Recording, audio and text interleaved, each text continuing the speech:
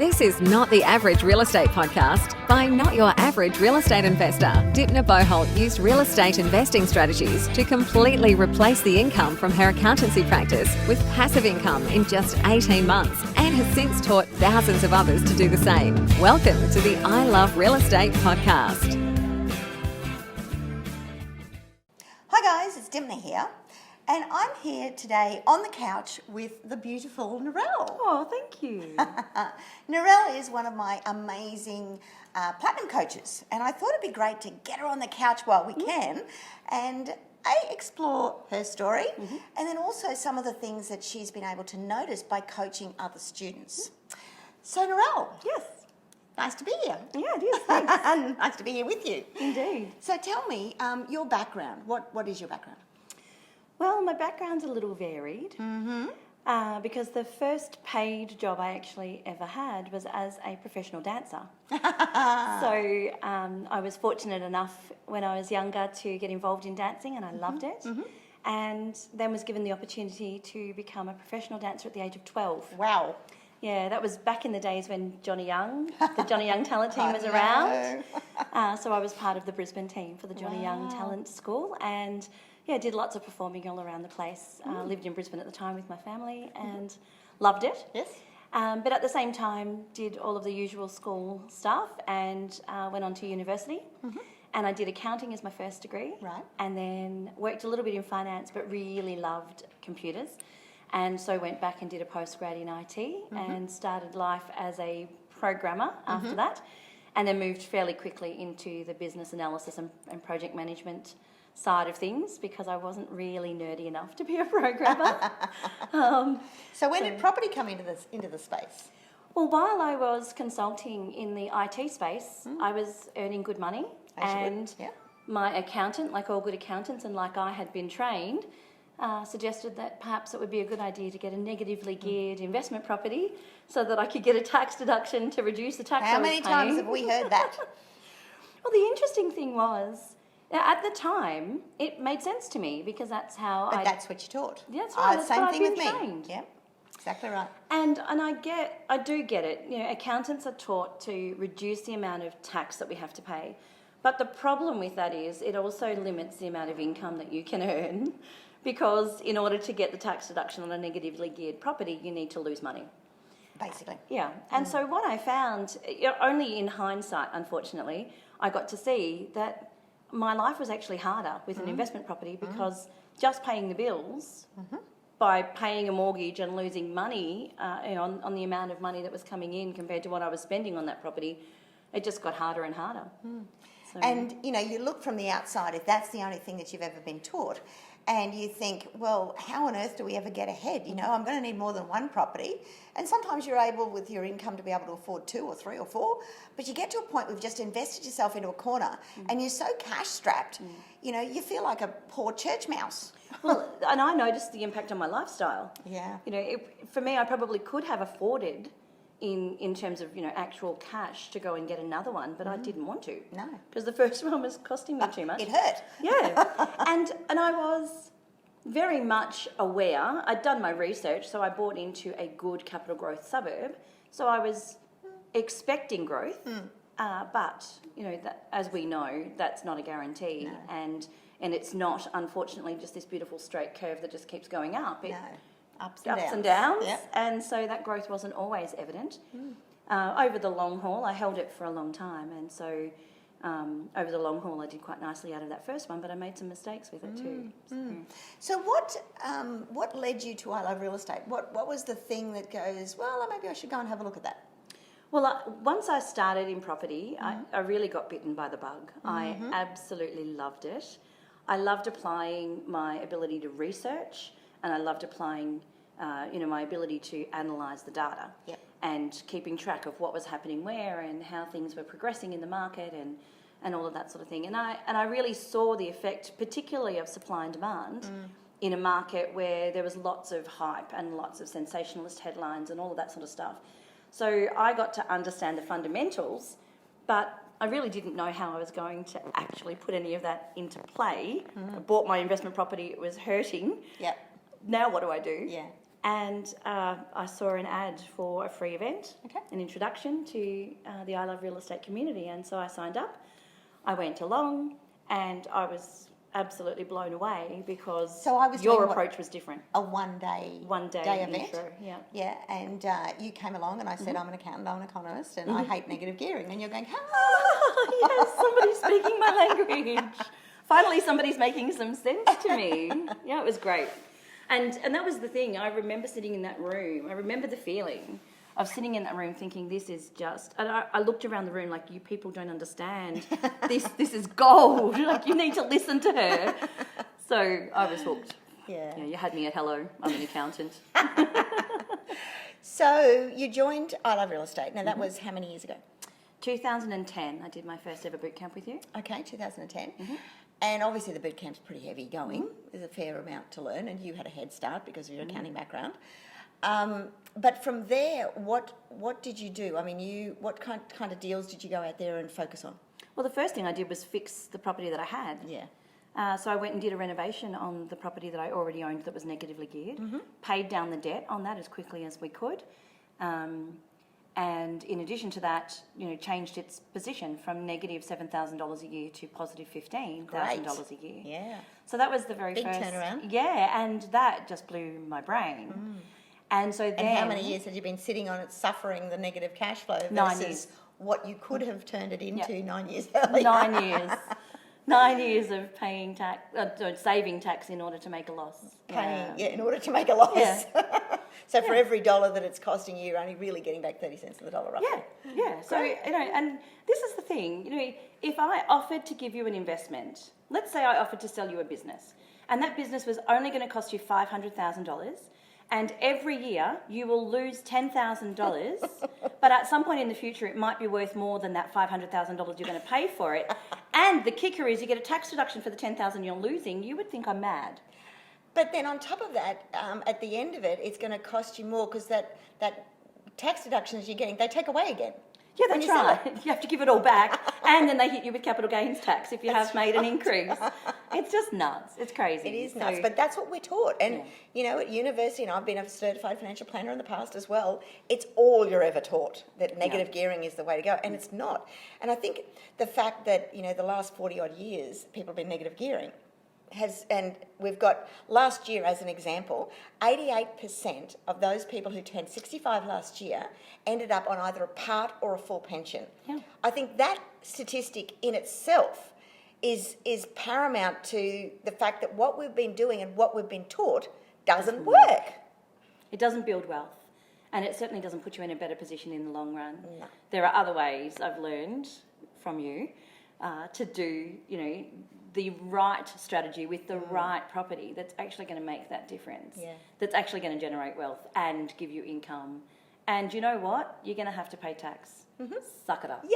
We're paying tax. It means we made some money. Well, and that's the thing. I often say amongst people that are friends that don't have anything to do with property, I often say I would love to have $1 million tax bill. Yep. And they're all horrified.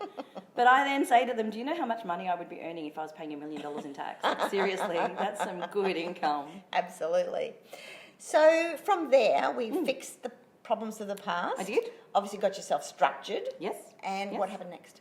So then I had a conversation with my husband where I'd been still, mapping out the market and scoping out what was going on around... Analysis paralysis? A little bit.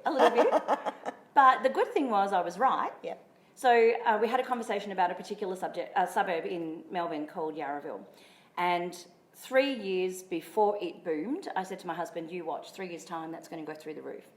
So then fast forward, shortly after I'd done your boot camp, I said to Mark, do you remember that conversation we had about Yarraville? I was right. And he said, so what? And he wasn't being nasty. Mark's your husband? Mark's my husband. Yep. He wasn't being nasty, but he said to me, you didn't buy any property in Yarraville. So what's the point of being right about that? And so that's when I decided that I was going to get into property development as an active investor rather than what I feel like I had been up till then, which was very passive. And so I bought my first property that I was going to actively develop, and it's still in my portfolio. It's an Airbnb property. It was on a single title, but that title had been 2 lots in the past, And so I did an unconsolidation rather than having to actually split it, which was lovely. And that's something I learned in the community. And so I ended up with 2 titles for the price of one. And the house is in the back corner of the block already. Beautiful. So there are plans that have already been approved through council for a townhouse development. There'll be 3 new properties. 1 will be freehold and the other 3 will be strated. So tell me, one of the strategies that I know you've done a number of, which is very successful, and it's something that a lot of people don't realise is even a strategy that is even out there, that it's even possible. And I had a comment the other day that it's even legal, is seller JVs. Oh, I've done heaps of them. And seller JVs is a great strategy if you don't have a lot of money Yep. to get into a deal and make good money relatively quickly and without stamp duty, without having to buy the property, without having to finance, without having to do any of those things that you may be held back on or time consuming to get into and costly with stamp duty and things like that, that you can just circumvent the whole thing and make really good money. Yeah, I've done lots of seller JVs. So Let's talk about a few of them so people understand what we're talking about. Sure. Let's talk about the gentleman in Adelaide that got sick. his wife got sick. Oh, his wife got sick. Yeah. beg pardon. So there was a gentleman in Adelaide. And you live in Melbourne? I live in Melbourne. So this is done at a distance, guys? Yes. So he was referred to me by somebody who knew that I knew something about property and he needed help. So his wife had been an employee of the ANZ Bank and they had their mortgage, of course, with ANZ because she got an employee discount there. And they also had an investment property, which was also with the ANZ Bank, so cross-securitised. And then she got sick with cancer, and so he gave up his business in order to nurse her through her cancer treatment, and then 15 months later she died. Now, at that point in time, obviously, he was pretty devastated and, recovered from burying his wife and looking after her through that process. And so he sold the investment property in order to have some money to live on. But the problem was because they were cross-securitised, Which means they're with them unbanked. they were both with the ANZ. When they went to settle on the investment property sale, the ANZ took $100,000 to pay down the home mortgage because of the fact that they knew the wife was sick and they hadn't been keeping up with their mortgage payments up until that point in time. So the money he thought he was going to be living on disappeared, and he wasn't working because he'd been nursing his wife through cancer, so he didn't have any money. And the bank, to their credit, did give them a fair bit of time. It was about 3 years that the bank allowed the mortgage not to be paid because it was an employee, but then they eventually did issue a notice to repossess the property. And so somebody who knew me said to him, look, it's a long shot, but I know somebody who knows some stuff about property. Maybe you want to speak to her, see if there's anything she can do. Now, he'd been issued with the notice that he was in default, but they hadn't actually done anything further than that at that point. So I rang the bank and I spoke to them about the circumstances. They didn't have any of that on their file, of course. So to the person that I was speaking to, who was, just a clerk in the Department of Collections, it was just another mortgagee in possession case. But when I told him the circumstances, he was great. And he said to me, can you get the property sold for them? And I said, yeah, absolutely, I can. And so he agreed to put the mortgage on hold while we had time to take it to market. And I spoke to the gentleman involved and I said, look, if you can move out, you're going to have to move out anyway, because if you don't sell the property, the bank will sell it. So if you can move out, find somebody to live with, maybe a family member or a friend, I will renovate the house because it was in a little bit of a state of disrepair. It was still neat and it wasn't neat and tidy, it was dirty, but it was still solid. And so it took just a small amount of work to bring it back up to scratch. I went and spent a week in Adelaide at the property, spoke to a real estate agent, lined her up to get the sale process happening. She then helped me coordinate bringing in the trades. I went back home, did the whole lot from Melbourne, emails and phone calls, and got it all looking really good. Staged the property, got it sold. He managed to walk away with $70,000 in his pocket, and I got $35,000. That's fantastic. Yeah.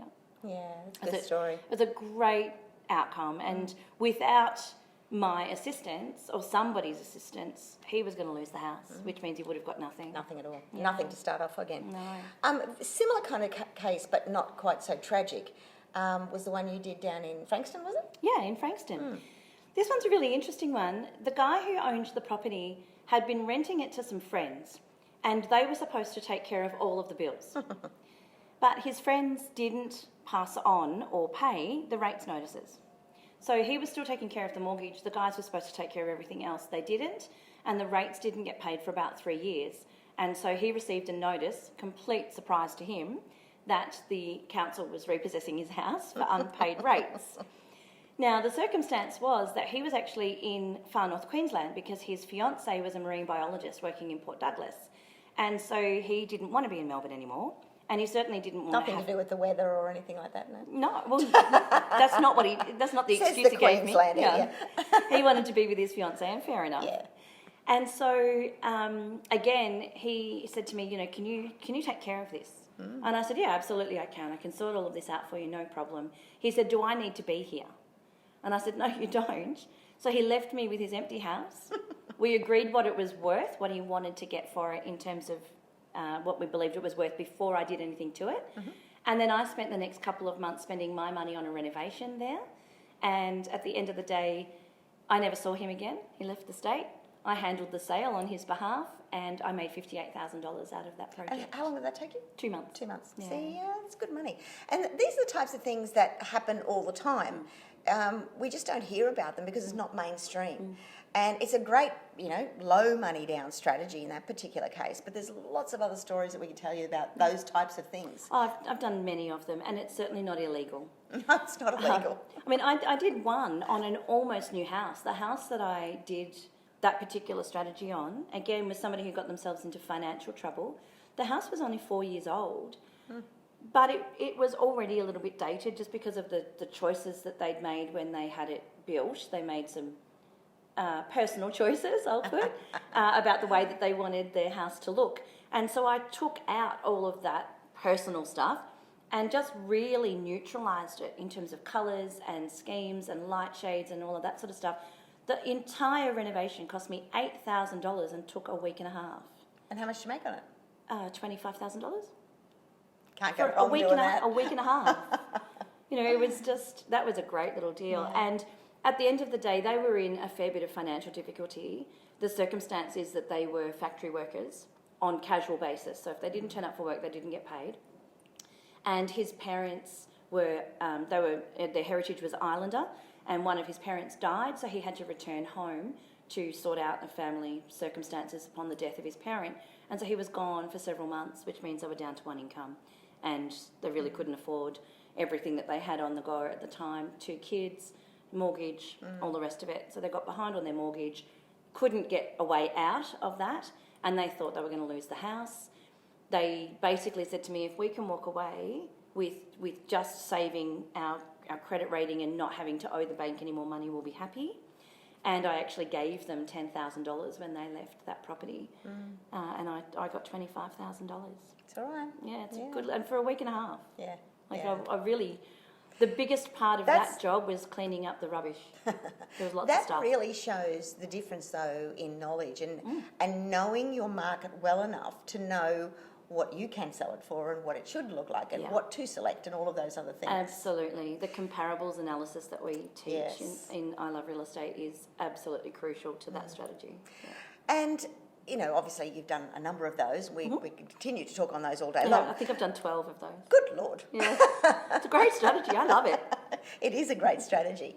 But let's talk about some of your more recent stuff. And this is really about becoming an area expert, doing grid variance analysis, which is a strategy we teach in I Love Real Estate, having good feasibility studies, and seeing what's possible on something where nobody else does. You're talking about my resi-mercial. I'm talking about your resi-mercial. Let's talk about that one. I'm very excited about this one. There's a bit of a story to this.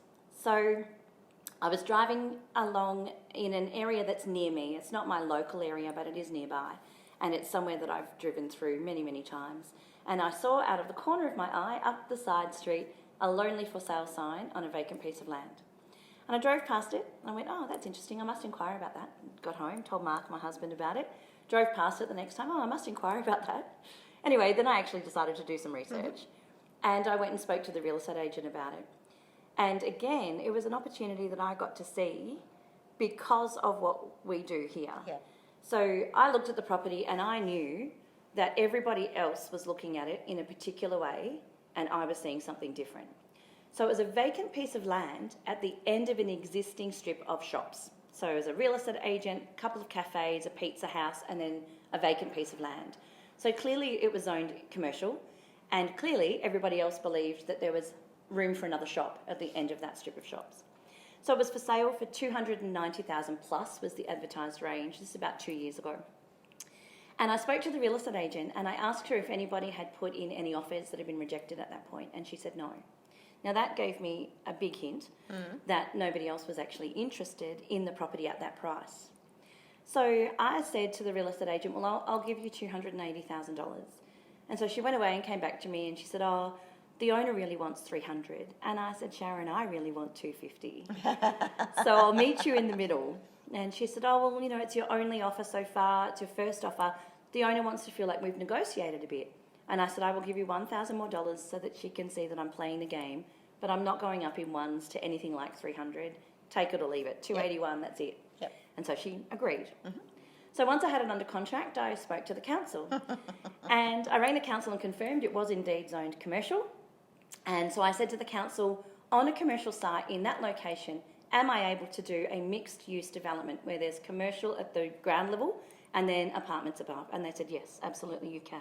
Mm-hmm. They said that is completely consistent with our township plan for that area. We'd love to see that kind of development happening. Great. And awesome, thank you so much. The next Monday, the real estate agent had 4 more inquiries on that particular property. So she'd had nothing for 7 months. Now, is it your intention, your energy on the property, or does the council leak? I think the council leaked. I'm fairly confident the council leaked because it was so remarkable to her. She mentioned it to me. She said, you've got no idea the interest I've had on this property all of a sudden. Yeah. And I think it's because council leaks. Somebody saw something different. Now, the interesting thing about it is it's a much larger parcel of land than any of the rest of the shops are sitting on. It's more than double the size of the land that each of the shops next to me have got. And so I'm going to be doing a basement car park. Ground level will be 3 shops, 2 levels of apartments, a penthouse on the top. And at the back of the property, because it's deeper than everything else, there'll be 2 townhouses. Now, those 2 townhouses will actually run off a laneway that comes across the back of all of the rest of the shops next to me. And I bought the road. The laneway's mine. What did the laneway cost you? $4,000. So nothing. Nothing. Yeah. Absolutely nothing. Yeah. And so you're still at feasibility stage at this stage. Obviously, you've got the we're in property. design. Yeah, you're in design. What's the FISO saying? The FISO at this point is saying that the build will cost about $4.5 million, including consultants and everything. Yep. As much as we can nail it down at this point. And the gross realisable value will be somewhere around the 6.75 mil. Very nice. Yeah, so a little bit over $2.2 million in profit on that one. Fantastic. Yeah. And see, I think that really shows the value of education. Yeah. Because everybody else, you know, thinks, oh, well, I can do property, I can do this, but they see another shop going in there as opposed to what could actually be put on the property. At the time, the shops on that section of road probably would have sold for $400,000 or $450,000. So at $280,000, it wasn't cheap. It was, you know, if you were just putting one shop on like everything else in that strip, that wasn't a cheap purchase. It was probably in the ballpark. You know, by the time you spent a couple of hundred building something, you might have got your money back. Yeah. But you weren't in the ballpark. No. So, okay, you've obviously done a variety of deals, and you're one of my platinum coaches, so you're helping other people and, you know, working one-on-one with them and things like that. Let's step forward 5 years. Where do you see yourself? Oh, doing more of this. I'm loving what I'm doing at the moment. I'm loving the coaching. Yeah. And I really love seeing opportunities. I'd like to do more of the stuff that I haven't yet done. So I'm thinking my next deal is probably going to be a rooming house because I haven't done one of them before. And so that's why my next give it a go deal. Yeah, why not? You know. But yeah, just taking opportunities where I see them. That's the thing I love about what's different for me in this journey is that I now see stuff that I just didn't see before. And I love that. You know, even with the Belgrave project, that Resi Mercial that we talked about, I had town planners say to me, it's just one shop, Narelle. That's all you can do there. Wow. You know, so I love the fact that I feel like, you know, opened up my head and ripped out my brain and squished it a bit. Stuck it Put it back back in. because I see things differently now than I Yeah. did before, and I love it. I love the creative side of what we do. I love coming up with stuff that's different. And it's funny, you can be very creative in real estate, and I think it, whilst it real estate suits the engineers and the accountants and those kind of, brain people, it also suits all of the creatives and the artists and everybody else who's out there to, that is creating something, because it's very creative. Absolutely. Yeah. I love it when I get to, as I said, see things differently and try to, push the boundaries in a good way, but just saying, okay, well, everybody else is saying that's a shop. I don't think it's a shop. Let's see what we can do with that. Yeah. Now, you said you love the coaching. Yeah, I do. What's the most rewarding thing out of the coaching? Seeing students get out of their own way. Yeah. It's not even about the deals. It's about that moment when you see something clicks and they actually see themselves doing this. Whatever this looks like for them. Yeah. And taking that next step and it's changing beautiful. lives. It's beautiful, isn't it? Yeah. I mean, that's why I continue to do what I do, because it is just so rewarding. It really is. And it's one of the things that I really loved about you from the moment I met you, and that the word I want to use is authenticity. It's just, it oozes out of you, and you don't get to create the kind of community that we have without being authentic. The community we've got and the way that it works and all of that, I'm getting teary just talking about it. No, it's beautiful, and you don't get that if it's not real. Because it just doesn't stay, certainly not for the length of time. People don't stay. Yeah, I mean, I've got people around me in the professional space and things like that that've been with me for over 20 years. Yeah, it's awesome. And that's a good thing. Yeah, it is. It is. And students who have been around for 10 or 15 years. Yeah. And they're still part of the community. They're still adding value, and for a lot of the long-term members of the community, they're there to help somebody else. Yeah. They're there to have fun. They're there to chat and talk and come to another boot camp and get enthused, but also to give back and to help somebody else out that maybe is not as mature in this space as they are. Yeah, and it's beautiful because you see that through, basically every aspect of the community, the Facebook groups. At the ultimate level, at the platinum level, there's just that camaraderie, I suppose you want to call it. But it's very unique, because out there in the workplace, we are taught, the dog-eat-dog kind of environment, and if you're helping somebody else out, well, you're not getting ahead yourself, sort of thing. If you get a deal, then I'm missing out on a deal, and it is so wrong. It is such a lack attitude that's right. that. Australia as a whole needs to get over themselves. Yes, they do. And, I say to my students, the deal of a lifetime comes around roughly once a week. Yeah. Right? Yeah. Because if it's not this one, the next one will be there. And one of the best things about what we teach is the clarity. When you know exactly what you're looking for, you'll find them. It's like they jump out at you. They were just waiting for you to get clear about what you wanted. Yeah, and to work through a strategic business plan so you know exactly what's going to suit you and what does your portfolio need next? Yeah, what does is it that need next to step? do? Yeah, that's and right. Because there's plenty of deals out there, and there's plenty of deals that work, but they may not be the right deal for you if it's not strengthening your position. I mean, anybody can buy a property. Yeah. It's actually not that difficult. Anybody can lose money in real estate too. Lots of people do. They do. All the time. Yeah. No. So what advice would you give to someone who was, thinking about, well, what direction do I take? Well, look, if there's somebody who hasn't ever done anything in property before, I would say absolutely number one, get yourself educated. Understand what it is you're doing and how to go about it. Because there's lots of information out there that just simply is wrong. Like we've already talked about negative gearing. There's also, just the simple way that you purchase the property, the structure, the structuring. Buying it in your own name only works for very limited circumstances. For everything else, you need to protect yourself. There needs to be some way that you can separate yourself from the asset you're investing in. And so that's part of the education. It's not just about the strategies. No. It's also how to make sure that those strategies are going to serve you well for a long time, because it's a long game. It's not a quick game. It is a long game, yeah. So that's the first thing I would say. If you've never done anything like this before, get educated. If you've done stuff in the property space and you've made mistakes, I would say get educated. That's what I had to do. Yeah. I'd done it and I'd made some mistakes. And if you've, done a whole bunch of property and, it's going okay for you, then there's still stuff for you to learn. I'm still learning. We all are. Yeah, that's right. And things change. New opportunities come up. Regulations change. So what might have worked in the past might not work now or might not be allowed now. So, education is absolutely key to making sure that you do this well and do it right. There's a lot of niches in the market that come up from time to time that, regulation changes creates opportunity. Yeah. And it's a matter of being at the forefront of that and being able to take action on that, in a timely manner to make the most money out of it. And that's something, by being in a community like ours, it's common knowledge. It's commonly spoken about, and Absolutely. and what we should be doing next, and finance is happening over here, and these legislation over here, and NDIS over there, and all these other things that are happening that we all know about, and it's all common knowledge that isn't common knowledge out there. And if you're in the outer, you just don't get it.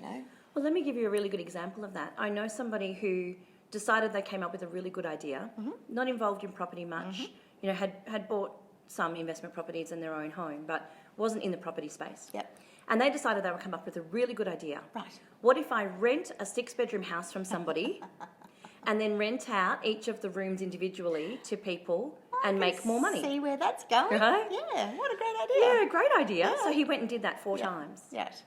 Now, the problem is, as we all know, that is a particular type of property, a residential strategy called rooming houses. Under Now, Class 1B. Yes, it's a different classification of building that's required from a construction point of view, and it's regulated. Yeah. So in Victoria, a couple of years ago, the state government decided that to own or operate a rooming house, which is what these were, you have to be licensed with Consumer Affairs as well. So not only do you have a classification of the construction of the building issue, you also have regulations that apply from a health and wellbeing point of view, and you then over the top of that have licensing requirements in Victoria. Now, because this guy was not part of a community like ours, he didn't know any of that. And for a while it was all going beautifully because the cash was really nice for a time, until he had to evict one of the people living in his house, and they got cranky with him. So they went to Consumer Affairs to complain. And reported him. And Consumer Affairs said, who are you talking about and where were you living? Because we don't have that registered as a rooming house. So he got in a lot of trouble. Yeah. And What did it mean for him? What trouble did he get into? Well, he got fined How much? $16,000. Could have been worse. Could have been up to $250,000 in some states. Yes, that's right. It could have been a lot worse, and he had to shut them down. So obviously that little cash cow that he thought he was going to retire on is gone, and he's still on the hook for the rent for the leases that he's taken out, so he had to deal with all of that. So the fallout was fairly expensive because he didn't know what he was doing. And so, he came up with a great idea, but then did nothing more to check whether or not it was okay to do what he was suggesting, and, points to him for getting creative and trying something new. But ignorance is not a defence. No, doesn't save you in the court of law. No, it does not. No. And that's one of the best things about being part of a community like this. We know about rooming houses, we know what the regulations are, we know how to employ those regulations so that we can make it work. And when the licensing was introduced in Victoria a year and a half ago, we were all over it. We knew what it meant, we were updating all of our members, and you get that up-to-date information all the time. So one of the things that I love about this community is that I don't know where else you get that kind of value on an ongoing basis. There isn't anywhere else. It just blows my mind. Blows my mind. It's why I love doing what I do. And you do it very well. Oh, thank you very much. So, guys, look, I hope you've enjoyed our little chat on the couch. I know I have. And Narelle's a huge source of information and a very, very valuable member of the community and a leader in the community. And she does a great job. So Thank you. That's very sweet. catch you again soon, guys. Bye now. Bye.